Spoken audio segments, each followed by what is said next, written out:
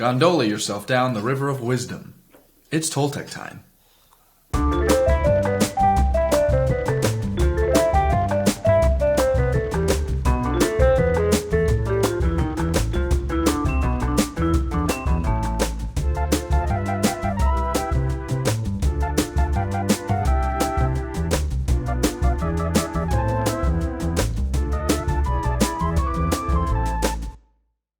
Hey everybody, you're here to improve your life and your business through books with us, and this week's book is The 4 Agreements, a practical guide to personal freedom by Don Miguel Ruiz. Be impeccable with your word, don't take anything personally, don't make assumptions, and always do your best. Make these 4 agreements with yourself and realize happiness, and what he refers to as heaven on earth. This is a wise and powerful book filled with the musings of the Toltecs, an ancient and wise people who devoted themselves to the understanding of life. It's easy to get lost in this book. The profundity is wrapped in such easy language. And yes, there is profundity. So, what are 3 things we can use from this book? We start this worldly journey lost. We do not pick the language we speak. We don't pick the religion or morality we grow up with, the table manners, cut, cut, eat, or cut, eat, cut. And it continues. Through school, we don't choose what information we're presented with, what our sponge minds get to sop up. We learn customs and socialization from our parents, from our peers, and from our TV shows. We are taught what it is to be human. We are taught what is expected of humans, what life should be like. And as a result, we learn to judge ourselves and to judge other people. The rules of this social etiquette are trained into us through punishment and reward. We do an action that doesn't fit with the expectation and we receive a punishment. We don't like the punishment, so we avoid actions that are outside expectations. When we meet the expectations, we receive a reward. We like the attention we get when we do things the right way. We do what mom and dad, older siblings, teachers, and friends want us to do, and we develop a tendency to do what others want, to keep getting the rewards and the attention. With the fear of being punished and the fear of not getting the reward, we pretend to be what we are not, just to please others. To be good enough for someone else, we start acting. Trying to be good enough for them, we create an image of perfection. But we don't fit this image, though we try. But we are never going to be perfect from this point of view. And not being perfect, we reject ourselves. We try to hide ourselves, and we pretend to be what we are not. The result is that we feel inauthentic and wear social masks to keep others from noticing this. And we are so afraid that somebody else will notice that we are not what we pretend to be. These problems are all spawned from the agreements we make growing up, without choice and without option. But it's time to reset the agreements and start consciously making the right ones. There are 2 sources of all of our people problems.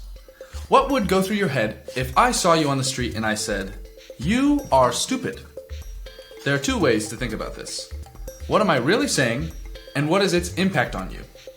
What I'm really saying has nothing to do with you. I'm mad, I'm afraid, I'm jealous, I'm sad, etc. You are the excuse for me to get mad, and I get mad because I am dealing with my own fear or uncertainty in some way. I wouldn't say something like that if I were in a better mood. And through the other lens, what is its impact on you? If you take it personally, then maybe you believe you are stupid. You take it personally because you agree with whatever was said. That's a tough trap to get caught in. Maybe you don't sing anymore because someone in a bad mood told you to stop singing.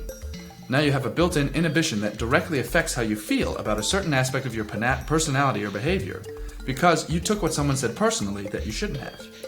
And even if they thought they meant it, they couldn't know that about you. They couldn't know if you were really stupid or if you really couldn't sing. They can only tell from their limited data set that they've collected about you. The only person who spends every moment with you is you. You are the only one with all the data about you, so you are the only one who can know the truth about yourself. So that's 1. Don't take things personally, good, bad, or other, because people not only can not know you, but they are also influenced by moods and fear to say things and express their moods. The other source involves making an ass out of you and me. We, as humans, feel the need to understand and explain everything in order to feel safe.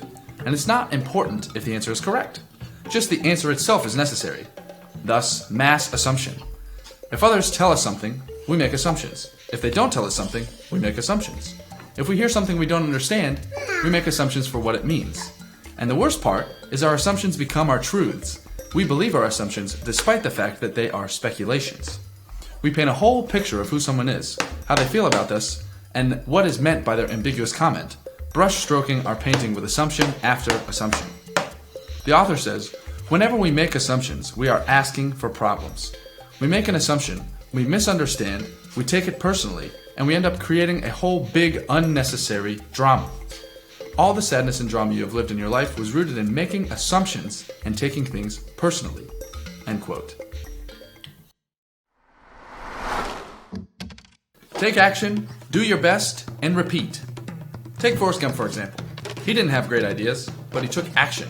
He was happy because he always did his best, and he was richly rewarded without expecting any reward at all. And you do have good ideas. Consider what the other side could look like after you take action and you do your best. If you take action just for the sake of doing it, and do your best without expecting a reward, you'll find you enjoy every action that you do. Most people only take action when they expect a reward, and they don't even enjoy the action. That's the reason why they don't do their best. They suffer through work all week, waiting for the weekend, but the weekend is never worth it. Why? What's missing has no physical parameters. It's the work itself that you must throw yourself into and give your best. If you do work for the sake of the reward, you can't enjoy it. But if you do work to do work, you are left with no barrier. And always do your best, whatever you know it to be. Your best changes. When you wake up energized in the morning, your best will be better than when you're tired at night. It will be better when you're healthy than when you're sick, and it will be better when you're happy as opposed to upset. If you try too hard to do more than your best, you will spend more energy than is needed, and in the end you will falter. If you do less than your best, you subject yourself to frustrations, self-judgment, guilt, and regret. But when you do your best, whatever it is in that moment, you don't feel guilty or blame yourself, and you have no regrets. If you always do your best, there's no way you can look down on or judge yourself. And the more you practice doing your best, the better your best will become. Practice makes the master. When you always do your best, you take action. And it is doing your best and action that are going to make you feel happy.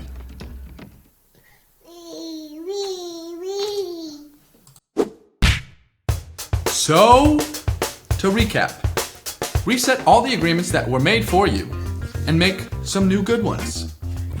If you don't want any more problems, stop assuming things and taking things personally. And always do your best and take action if you want to feel really good. This book starts off with an explanatory preamble, getting you on the same page as him before you journey together into his solutions. And a lot of it makes sense in a poetic and symbolic sense. Though at some points I was thinking to myself, what? But I am an idiot. Most of this review was filtered through my way of processing, so you don't get the human domestication, the judge and the victim in our minds, and the world as a dream framing that he presents. And lots of talk about magic, which if you take it symbolically, still fits the paradigm. It was deep enough to feel profound, while still approachable enough to be practical. There's a reason why this book has been a bestseller for over 8 years. If you want it, get it. And if you're not subscribed to Average Optimized, make sure to subscribe so you don't miss next week's video. And thank you for watching with us. We'll see you next week. Bye! Bye. Before you guys journey together to his solution. And a lot of it makes sense. And sense in a poetic and symbolic sense. Though at some points I was thinking to myself,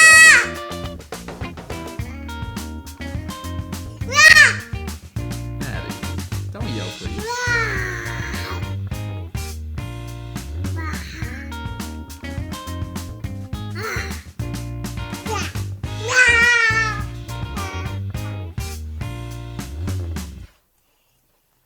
This book starts off with an explanatory preamble.